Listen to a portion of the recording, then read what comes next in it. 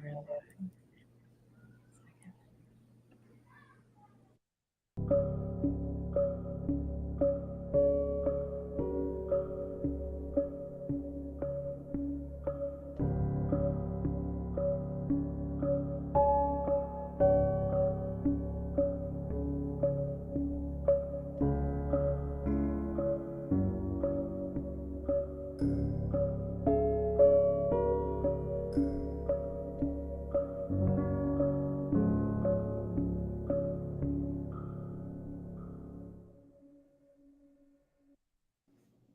Hi, and welcome to MP Student Magazine, where we're keeping you updated with every aspect of your life in and out of school. I'm your host, Dr. Patrice Little, and we have a great topic in store for you today. We are talking about how to harmonize work and family life as a nurse, and joining us is Ashley Blackman, an acute care nurse practitioner and the president of United Advanced Practice Registered Nurses, or UAPRN, in Georgia. Welcome, Ashley. How are you today? Thank you. I'm doing well. Thank you so much for having me.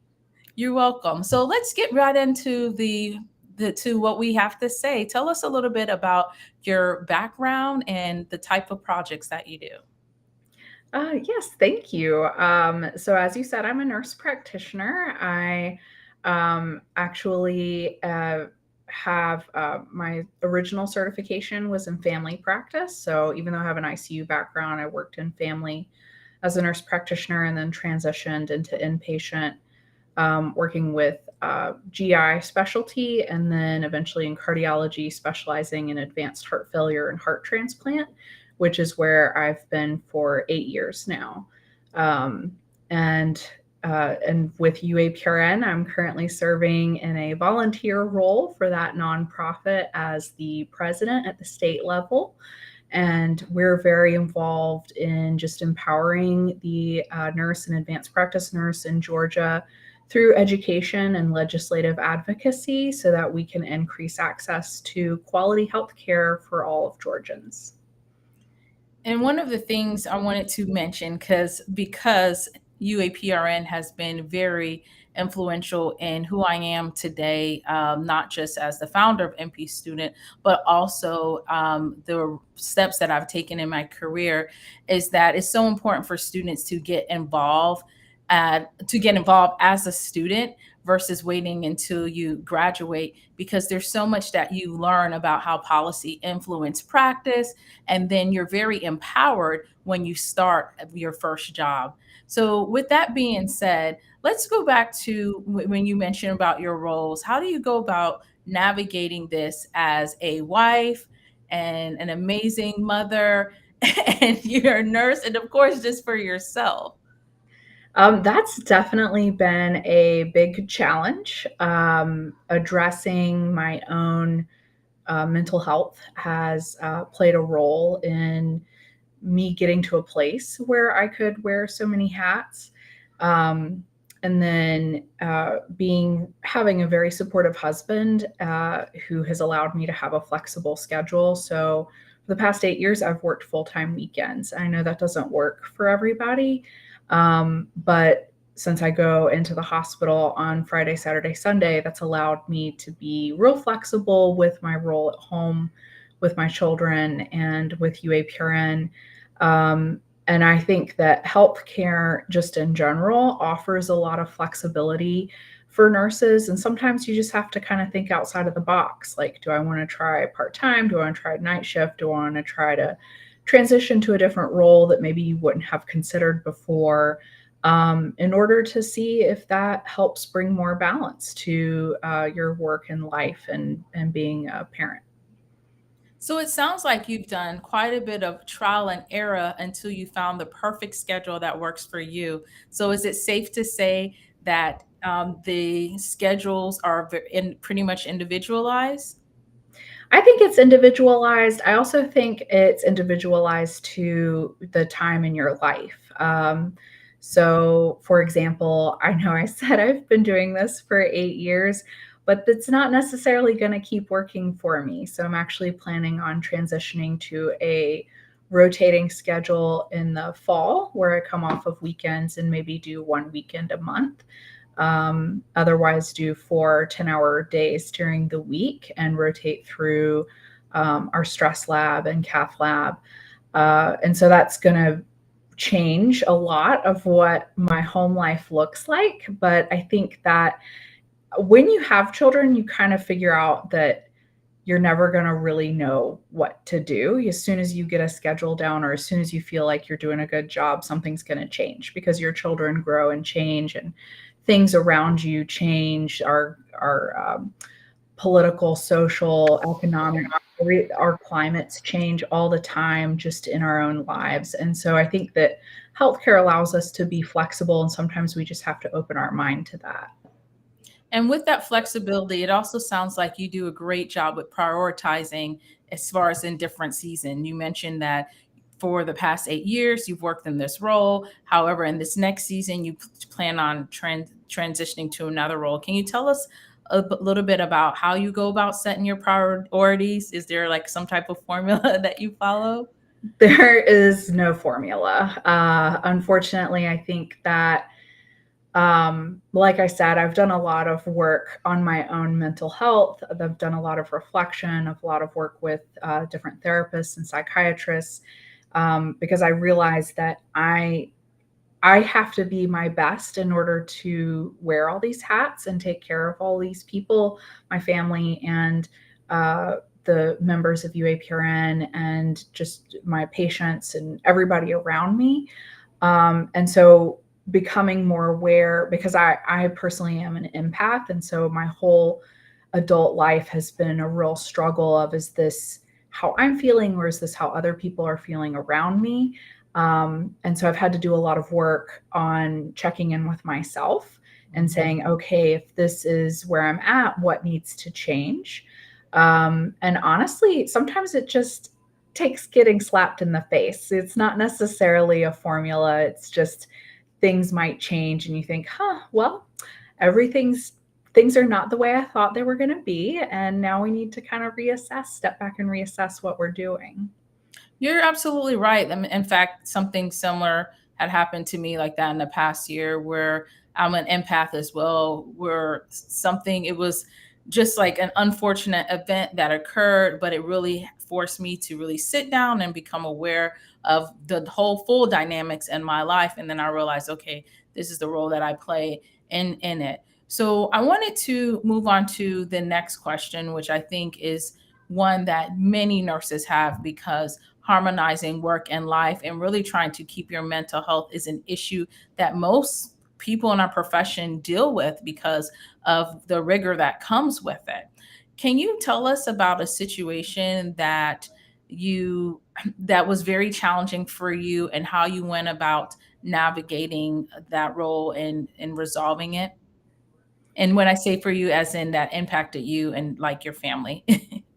Impacted me and my family.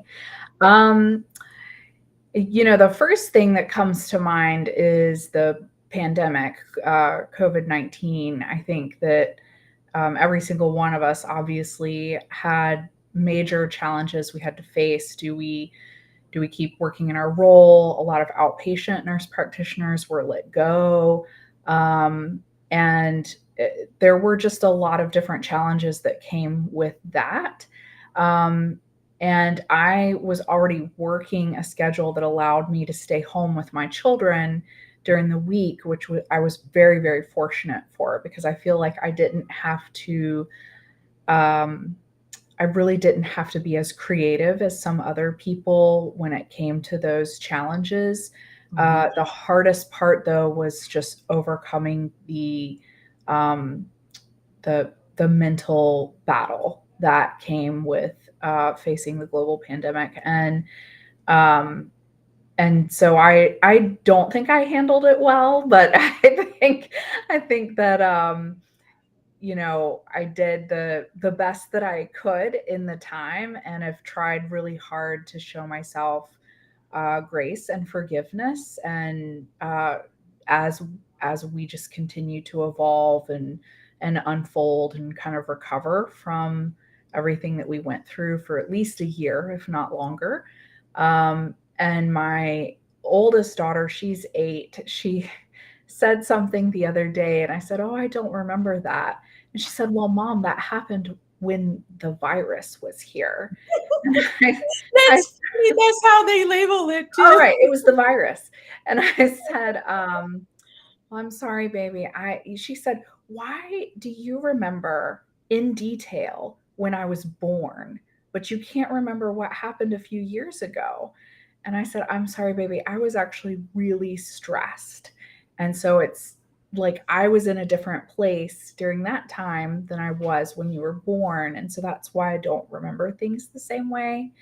And she said, "Yeah, because you're a nurse." So I think that sometimes we forget how observant our children are and Mhm. having very frank conversations. Like I told her, I was very stressed out and I do not feel like I was myself. And if there are things you remember from that time you want to talk about, let's talk about it. And I think that's just an important thing, that as we continue to navigate this time, that we remember there are going to be times in our lives where we did not handle things well, Mhm. and how do we recover from that is probably more important than beating ourselves up and saying, "Well, I didn't handle that well." So that's kind of how I'm hoping to come from that. That's a great example because many of us are still going through that. It takes quite a bit of time. We often have to recognize that it is a form of trauma. Many people there, it's like some people are in denial that the all of the stressors and the death that Mm, came along with the pandemic is not a trauma. It is literally a form type of trauma. And it's important that, as you mentioned, to embrace what happened, not as in a happy way, but embrace the your feelings, allow yourself to feel it and walk through it. So it makes perfect sense that you do not recall some of the details, because when we're under high level of stress, we're only kind of remembering what we want to remember at that time. We want to get rid of it. So one of the things that I wanted to talk about is the as far as different steps to going about not just harmonizing life, but just you mentioned with your mental health. Like, did you have any self care steps that you would advise to any of our viewers today? Um, my mental health journey has been very long, and there's definitely been times where I've said, "Okay, yes, now I need therapy. Okay, yes, now I need medication. Okay, yes, now I need this." And I think being open to that is important, but then also recognizing when we have maybe some unhealthy coping skills and how to address those. Like, if we turn to food or TV binging or alcohol or things like that, recognizing that they're unhealthy coping skills and then trying to find ways to overcome that. Different apps like breathing for mindfulness and things like that. And then making time for myself where I have a bedtime routine. Like I'm very big on my Mhm. bedtime routine, like doing the same thing. I really struggle with my sleep. And so being very cognizant of addressing that, because that's an important way for, like, I'm not going to be able to utilize any of my other coping skills if I didn't get a good night's sleep. So Correct. really going through my bedtime routine, really making sure I have what's called good sleep hygiene, and doing that is something that I have prioritized and has helped me a lot.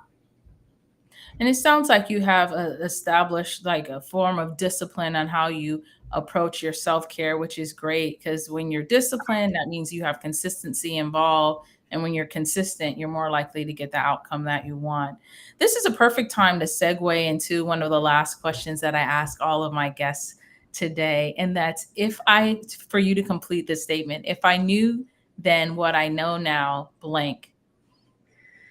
Um, so when I read this question, I did not read it with the my mental health in mind. I read it with thinking about just different roles that I have and different hats that I wear.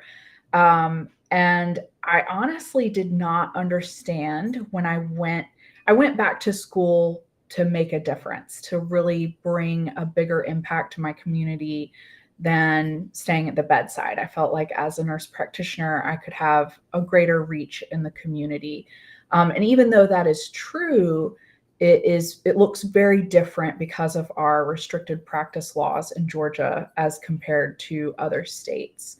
And so if I knew then, before I even went back to school, what I know now about how challenging it is to navigate the job market and the practice laws in Georgia, I probably would have done adult gero primary and acute care because that's one of the um, few nurse practitioner specialties that allows you to carry a dual role.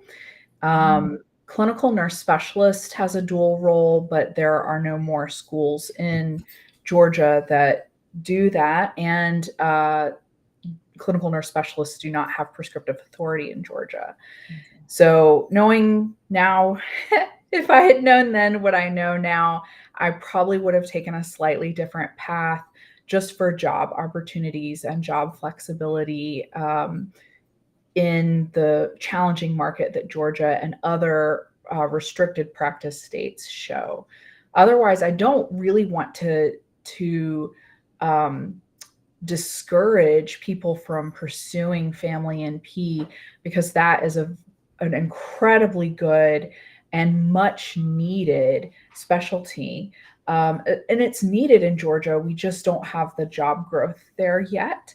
And I hope to encourage people through watching this to make sure you know who your legislators are, your representative and your senator, and send them a message saying, hey, this is who I am. I'm one of your constituents.